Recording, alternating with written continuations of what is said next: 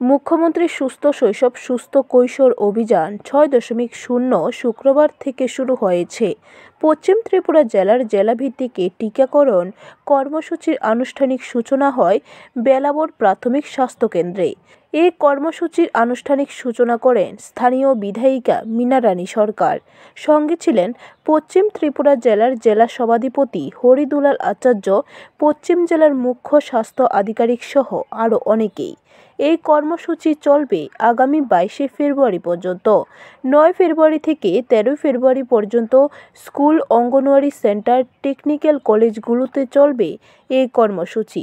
১৪ ফেব্রুয়ারি থেকে ১৮ ফেব্রুয়ারি পর্যন্ত এই কর্মসূচি চলবে বাড়ি বাড়ি, ইটভাট্টা, চা বাগান, আরবান বস্তি, প্রাইভেট কোচিং ইনস্টিটিউশনগুলোতে। ১৯ ফেব্রুয়ারি থেকে ২২শে ফেব্রুয়ারি পর্যন্ত বিশেষ গ্রাম সভা অনুষ্ঠিত হবে। সুস্থ শৈশব এবং সুস্থ কৈশোর 0 থেকে 19 বছর বয়স পর্যন্ত যে অভিযান, আমাদের মাননীয় মুখ্যমন্ত্রী উনি একজন ডক্টর ছিলেন। উনি সেই দিশায় সেই অভিযান সারা ত্রিপুরা ব্যাপী চলবে।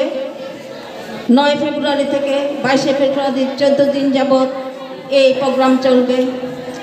আজকে এখানে আমাদের বেলাবর স্কুলের যে প্রধান শিক্ষক উপস্থিত আছেন এবং ছাত্রছাত্রীরা যারা এখানে উপস্থিত, সবাই প্রতি রইল আমার আন্তরিক প্রীতি, শুভেচ্ছা ও ভালোবাসা।